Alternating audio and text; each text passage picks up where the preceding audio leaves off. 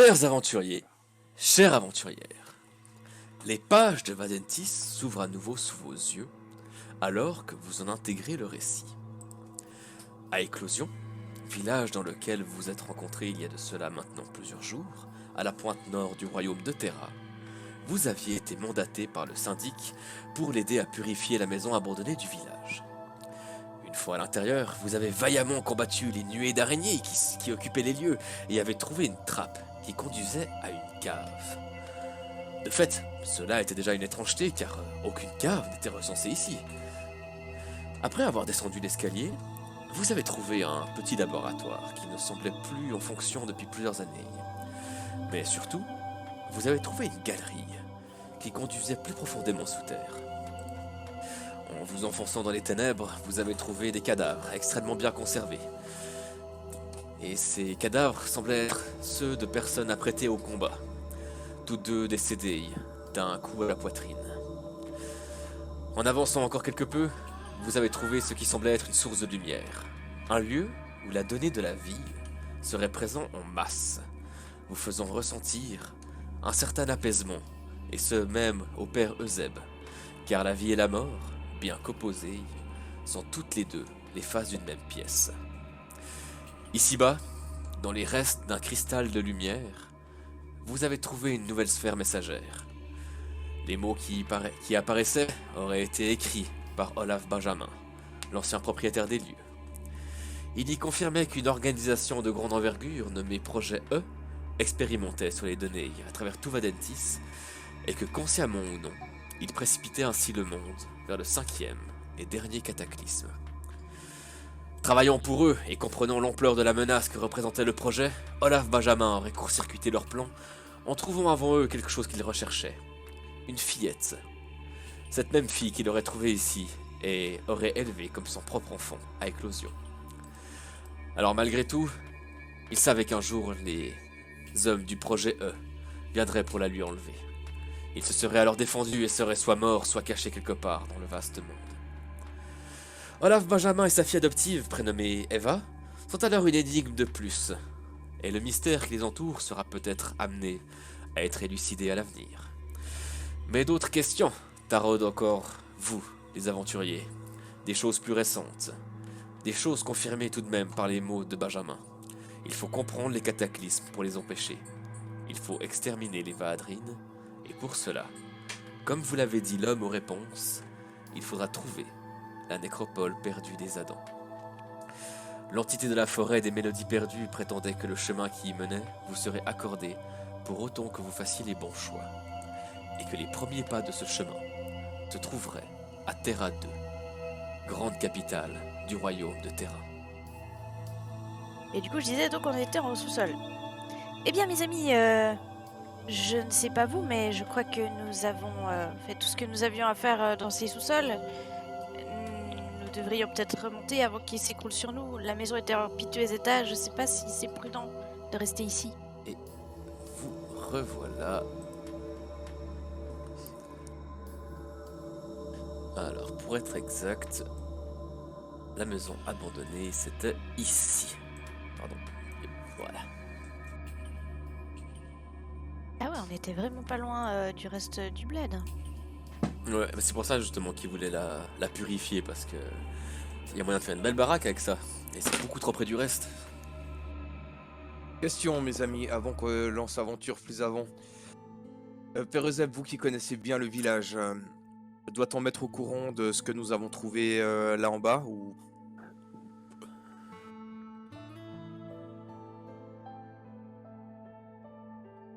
Si Euseb parle... Pardon, oui, mais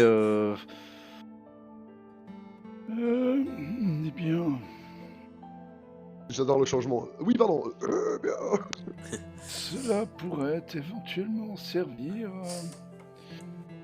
effectivement à la région. Cela expliquerait aussi probablement la variété et la vivacité des plantes qu'il y a dans le coin. N'avez-vous pas peur que quelqu'un s'en serve à mauvais escient et commence à industrialiser cette région si calme?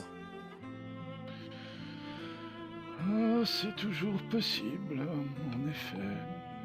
Mais je pense que même si je répugne à le dire parce que cela va me faire moins de clients et moins de pensionnaires, euh, si on répand la vie, cela peut éventuellement servir le bien commun. Il faut vous dire qu'il me semble que le champ de fleurs est considéré comme sacré là à côté.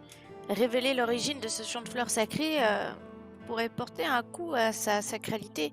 Donc d'un côté touristique, ça va peut-être diminuer l'importance du champ de fleurs. C'est peut-être pas bon pour les affaires de éclosion. En contrepartie, c'est sous cette maison. S'ils veulent la reconstruire pour la louer, vaut peut-être mieux qu'ils sachent ce qu'il y a en dessous. Et peut-être qu'en fait, la commercialisation de cette énergie de vie, ça pourrait aussi leur rapporter Ah gros. oui. Tant de facteurs, tant de facteurs. Je sais pas ce qu'on devrait faire. Eh bien, si un jeune couple s'installe dans cette nouvelle maison, une chose est sûre, leur vie se terminera comme un conte de fées. Ils vivront heureux et auront beaucoup d'enfants. Sauf si d'autres assassins veulent venir comme pour régler le compte à Olaf Benjamin. Certes. Je pense que ce qu'il y avait là en dessous qui les intéressait n'est plus. Il Peut-être- n'en reste qu'il y a une grande cave. Ça peut être dangereux, on sait toujours pas d'où sont venus les araignées. Non, moi ce qui m'inquiète le plus, c'est ce laboratoire. Oh oui. Les données, effectivement, font partie de la trame de notre univers.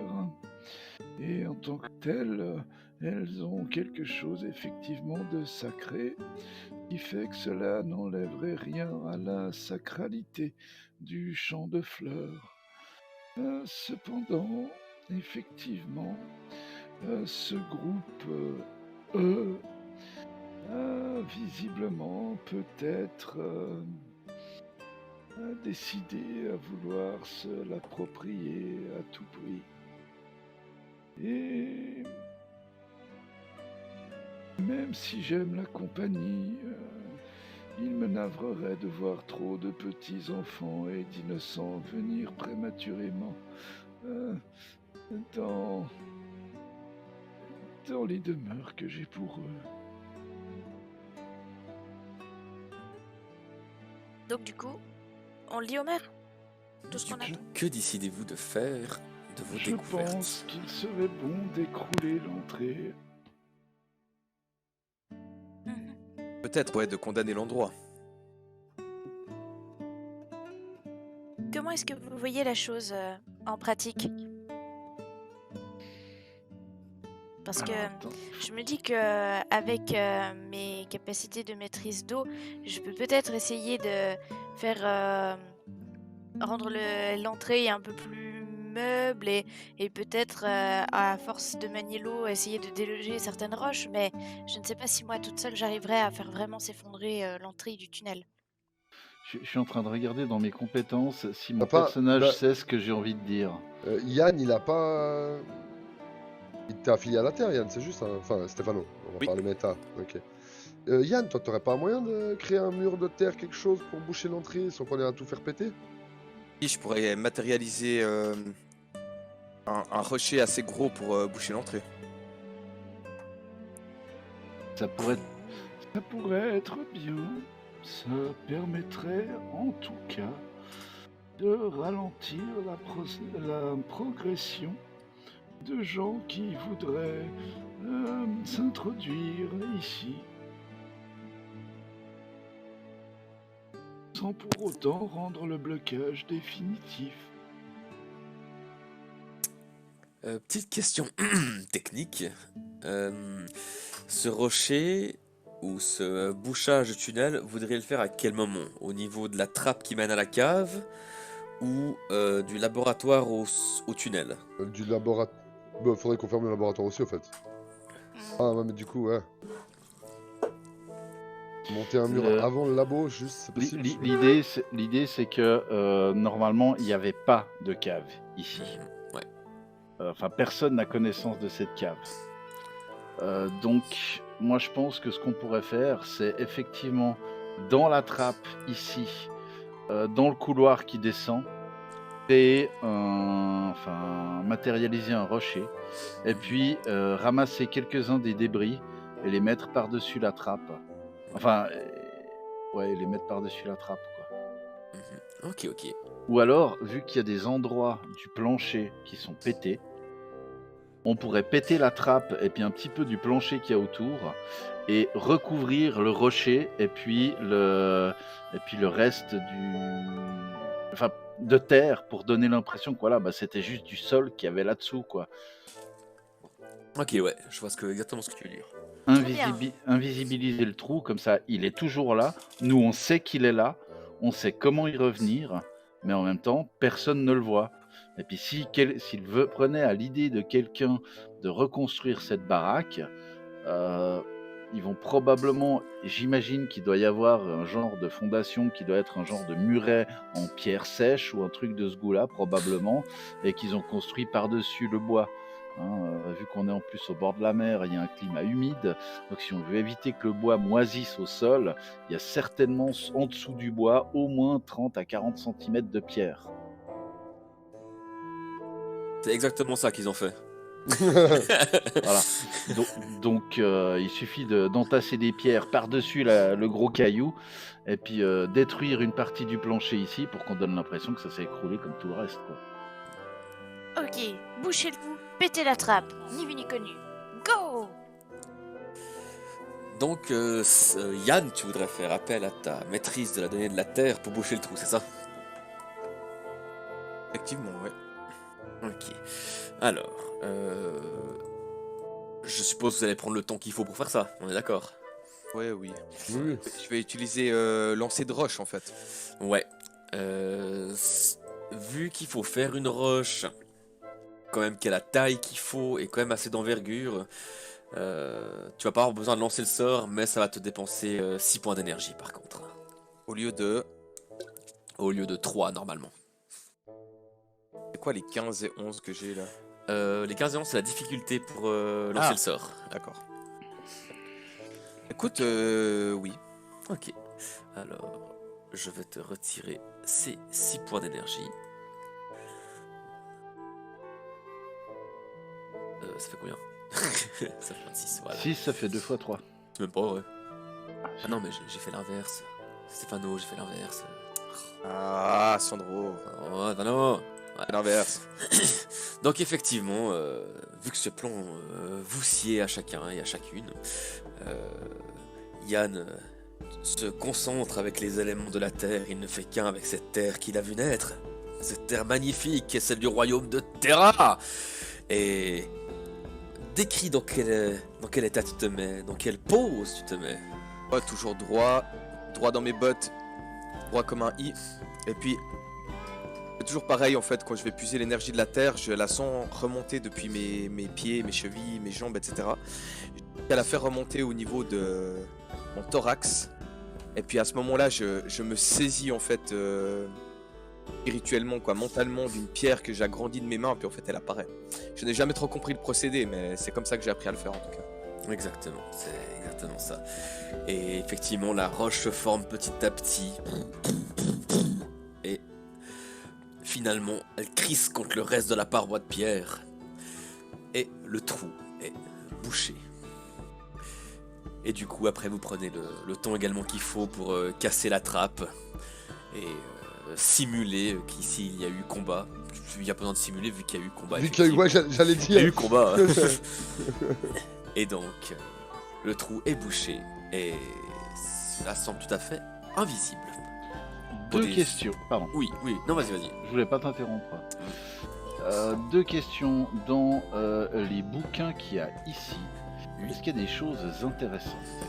Alors, il y a plusieurs. En fait, il y a deux types de bouquins bien distincts. Il y a d'un côté des livres de contes et légendes, de mythes, des contes pour enfants aussi.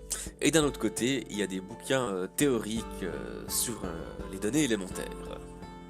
Alors, et ça fait beaucoup de bouquins en tout ou Il doit y en avoir après le nombre qu'on voit sur l'image, donc une ça va faire vingtaine quoi. une petite vingtaine, voilà, exactement. Après, Alors- les bouquins sur les données élémentaires, c'est des choses qu'on peut trouver, entre guillemets, dans le commerce. Il n'y a rien de... Il n'y a pas de carnet noté à la main. Ok, on avait tout pris dans le laboratoire ce qu'il fallait. Hein. Il y avait rien Oui, en fait. oui, il y avait aussi des bouquins, mais je crois que je me trompe pas que vous aviez pris certaines choses qui vous intéressaient. Moi, il me semble que j'en avais pris un, je crois, Ouais. sans certitude. Hein. Mais j'ai aussi un vague souvenir que vous ayez pris des choses. Eh Joe, tu peux couper ton mic, ils sont tout C'est derrière. fait, c'est fait, c'est fait. En tout cas, moi, ce que je vais faire, c'est que je vais prendre les livres pour enfants. Mhm. Et puis, je vais à l'intérieur, dans les dessins, je vais rajouter des grosses bites aux personnages, puis je vais les donner à l'école du... Non, je plaisante. Putain, Je les prends. monstre. Non, je plaisante. Je les prends, puis je vais les donner à l'école du village. Ça marche. Les autres, Moi, je suis très sceptique comme d'habitude. Hein.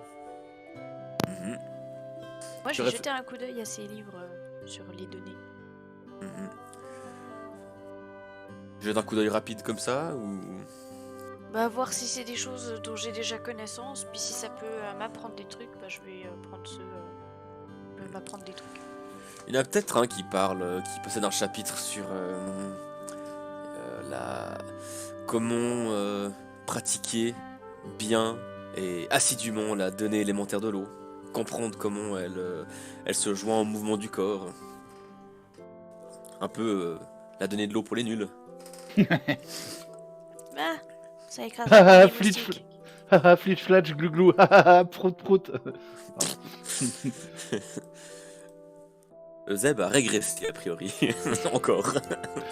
Non, pas aujourd'hui, pas aujourd'hui. Peut-être demain. Ça, c'était Fred qui est dans son état régressif normal. Sanaël, quant à toi, faudra rallumer ton micro si tu veux qu'on parle. J'ai répondu oui, bien évidemment. Hmm. Tu fais quelque chose aussi en particulier? Non, je jette un œil au livre Water Data for Dummies. Non, non. Écoute, non, non, rien de particulier, honnêtement. Ok. Je suis bien évidemment impressionné par les talents de maçonnerie de Yann. Ah, ça Ça. fait, effectivement, c'est pas quelque chose que t'as vu souvent. Quelle est la suite de votre plan? Quelle Allez, heure c'est quand on sort dans... Ouais, bah quelle heure c'est quand on sort du truc? Vous étiez parti très tôt le matin, donc il doit être un peu avant midi. Parce que en vérité, vu qu'on a été remis en état par la donnée de la vie au complet, qu'on est bien, j'imagine qu'on se sent pas spécialement fatigué, on pourrait faire quelques provisions puis partir assez rapidement. En tout cas, vous vous Allons. ressentez requinqué, c'est sûr. Allons déjà annoncer la réussite de notre mission. Oui. Alors, Terra 2. Juste que je le Le regarde. retour. Non mais...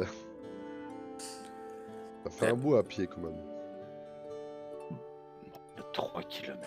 Tout pété. Du coup, vous vous rendez d'abord auprès du syndic Xavier Descollines.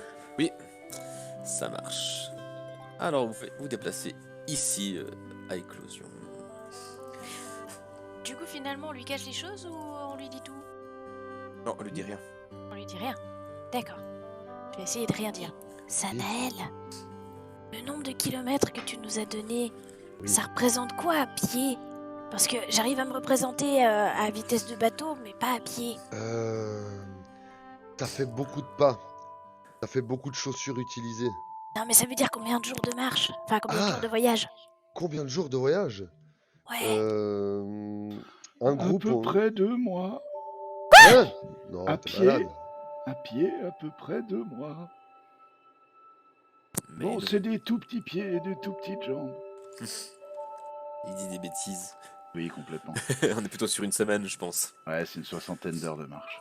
Ouais, Mon Dieu, samedi. mais il faut qu'on ait un champ cultivable portable avec nous pour avoir assez de nourriture Alors, pendant tout ce trajet. j'ai fait un calcul bas en comptant 3 km/h, ce qui est vraiment pas beaucoup hein, en marchant. Donc c'est un rythme bas, ça fait 83 heures. 83 heures pour les néophytes. Putain, 3 heures. Personne dit ça.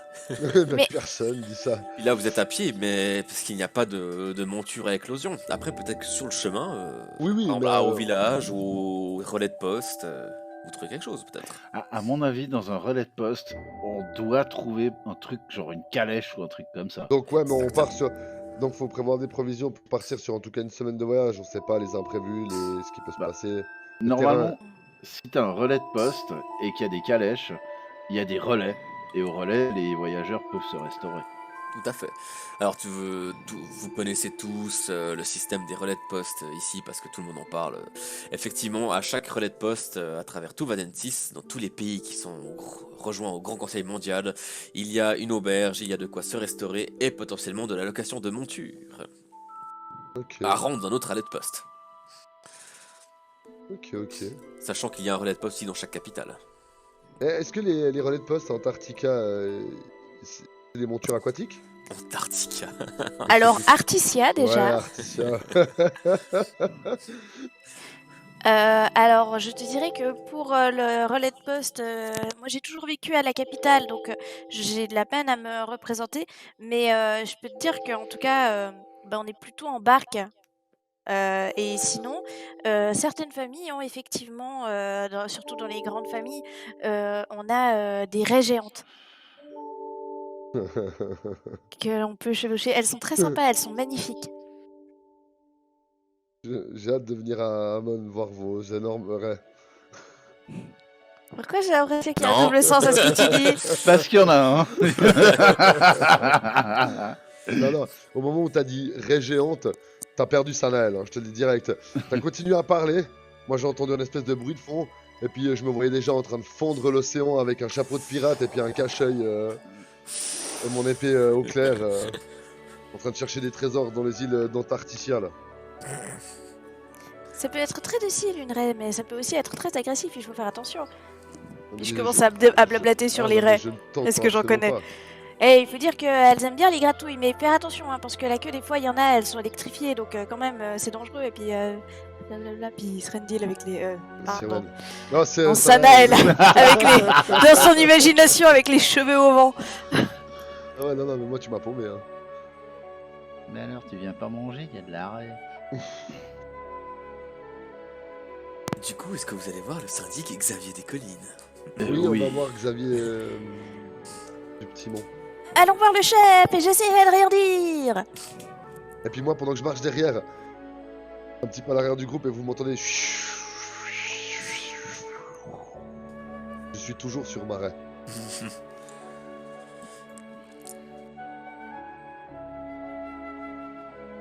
Lui, Xavier des Collines? Exactement. Bon, là, il est chez lui pour le coup. Ouais, mais il avait une allure de gros porc, donc ça pourrait être que Ça lui. tombe bien, nous aussi. On est chez lui. Du coup, Voilà, vous- chez lui, non? Ah oui, c'est là. Oui, c'est là, ouais, c'est juste. Du coup, vous toquez chez lui, c'est ça? Ouais, Takeshnon. je vais m'avancer et toquer. Tu m'ôtes les mots de la bouche, toi. Eh bien, c'est son servant qui ouvre la porte. Il fait oui, je peux vous aider? Non. Nous venons voir le maire. Ah, vous êtes les. Ah, mais Père Euseb, oui, bien sûr. Ah, vous êtes les aventuriers missionnés par Monsieur Descollines. C'est ça. Eh bien, Ouais, Même entrez, qu'on est entrez. même qu'on est des super aventuriers. Ouais, menez-nous à votre chef. Calmez-vous les enfants, c'est moi qui parle. Ouais, calmez-vous les... Quoi? Effectivement, il vous fait rentrer chez Monsieur Descollines et il vous invite, après vous avoir annoncé, il vous invite dans son salon. Et assez rapidement arrive le syndic, Monsieur Xavier Descollines. Bonjour. Alors, dites-moi tout. Où en est votre mission? Elle est accomplie. C'est fini, chef. Oh, mais merveilleux. Que puis-je dire de plus? Ça a été avec les araignées? Pas trop de blessures? Vous m'avez Dans nos l'air cordes. frais comme des gardons. Non, non, une petite broutille pour un soldat de Terra. Ah bah je crois bien. En tout cas, comme je dis toujours, hein, vous valez mieux que ces 3 pecnos qui nous ont filé la garde. Là. Ouais. Je ne les Mais ça- critiquerais pas trop si j'étais vous, monsieur des collines, car le jour où ça bardera par ici et qu'ils vous défendront, vous serez bien content de les avoir. Eh bien, j'espère croire à vos mots, car j'y crois. Et j'espère avoir raison d'y croire. Et vous, vois ça- tu vois ça, Père là, Eusèbe, Tu vois Stanel, ça va sa tête, j'espère croire. Tu sais, il compte les mots sur ses doigts un peu, tu sais. Ça n'a pas de sens. Père Eusèbe, je ne vous connaissais pas de talent particulier pour les combats et les périples. Ah, détrompez-vous, hein. On dirait pas comme ça, on dirait qu'il est tout rabougri, mais c'est le premier à foncer dans le tas. Que voulez-vous? La mission passe avant ma sécurité. Eh bien, merci à vous. Et cela me fait très plaisir de savoir que nous pouvons compter sur vous pour garder nos morts. À ce sujet, il va falloir que j'aille m'absenter quelque temps, quelques semaines peut-être. Aussi faudra-t-il assurer ma tâche pendant ce temps. Oh, mais Père Eusèbe, vous allez quitter Éclosion? Quelque temps, oui.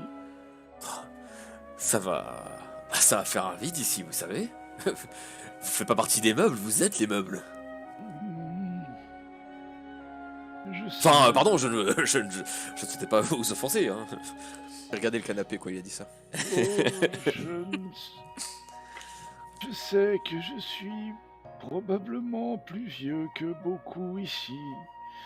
J'ai encore souvenir de vous voir courir à travers le village, vos couches pleines avec votre maman qui vous courait Oui. après. Mais je ne suis pas si vieux que pour être un meuble, n'est-ce pas? Tout à fait. Du coup, je pense que nous demanderons à Erika de prendre la relève. Elle vous apprécie beaucoup, il me semble qu'elle vous a beaucoup observé dans vos, activités. Ça me semble être quelqu'un de confiance pour ce rôle. Oui, la vieille Erika, tu l'apprécies beaucoup. Enfin, en tout cas, elle t'apprécie beaucoup. Est-ce qu'elle a quelques talents en matière de conversation mortuaire? Non. Oh. Non. Ah, mais à Éclosion, personne. Ah, il faudra que je prenne quelqu'un sous mon aile pour lui apprendre ça. Vous croyez vraiment qu'on a le temps, Père Eusèbe? Non, ça c'est Fred qui dit. Ah. Je prenne quelqu'un sous mon aile pour lui apprendre ça. Bref. Bien, et je vais aller lui confier cette mission. Très bien. Eh bien, il est venu temps de parler des émoluments. Nous avions convenu de 500 VA. Et d'ailleurs, j'ai cru comprendre que vous aviez utilisé mon nom pour vos notes à l'auberge, hein? Mais ce n'est pas grave, Je ne peux m'empêcher de regarder Yann quand il dit ça. J'ai un grand sourire sur ma face. Je ne dis rien. Eh bien, qu'attendez-vous? 500 VA, s'il vous plaît. Très bien. Alors, au nom d'Éclosion, village aux 1000 fleurs à la pointe noire du royaume de Terra, je remercie le chevalier de Terra et ce groupe d'aventuriers que vous êtes pour cette mission que vous avez a priori parfaitement accomplie. J'irai quand même envoyer un soldat ou deux pour aller vérifier que tout aille bien. Vous pouvez. C'est bien, la confiance règne. Tout à fait. C'est pour ça que je vous paye maintenant. Dans tous les cas, vous pourrez toujours compter sur le soutien de Terra s'il y adviendrait quelque chose de mal dans le futur. Et sur mon soutien à moi. Je vous remercie. Je vous remercie beaucoup. Ouais, C'est un tout comme signe il dit. de révérence avec la tête. Et puis, moi, je regarde le gars, main sur les hanches, yeux fermés, énorme sourire. Et vous pouvez compter sur moi aussi, en me montrant du pouce. Ouais, enfin, tout comme lui. Et puis, j'essaie de faire la même révérence que Yann. Mais vous sentez qu'il n'y a pas du tout la même classe ni la même prestance. Ouais. Elle est très maladroite, mais sympathique. Et puis, je regarde, puis je fais toute bleue.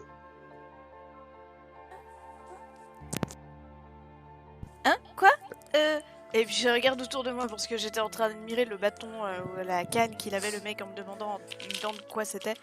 Et du coup je vois que vous faites la référence. Et étonnamment, vous voyez Raki esquisser une révérence très gracieuse et très bien maîtrisée comparée à Sanael. Alors ce que tu vois surtout, c'est une révérence et une vérance. Voilà. Eh bien, il y a la révérence, la vérance, et maintenant vous voyez une révérence. Euseb, une quelconque révérence? Pas loin du monde. J'ai vu ce morveux courir dans le village après s'être fait caca dessus, je crois que... Et puis, Je me dirige en revanche vers la porte, tu sais, en le prenant par l'épaule, comme ça. Et disant je vous souhaite bien du courage pour tenir le village. J'espère que tout se passera bien. Mon atelier est bien évidemment à disposition pour fabriquer les cercueils qui viendraient à être nécessaires. Et vous pourrez trouver derrière la maison quelques cadavres d'araignées si quelque herboriste ou alchimiste peut en tirer quelque chose. Eh bien, qu'il en soit ainsi. Puis en lui parlant comme ça, tu sais, j'en vais en direction de la porte, donc je m'amène en direction de la porte, et puis en fait j'attends qu'il m'ouvre la porte. tu vois, il t'écoute, Oh là là. il t'écoute.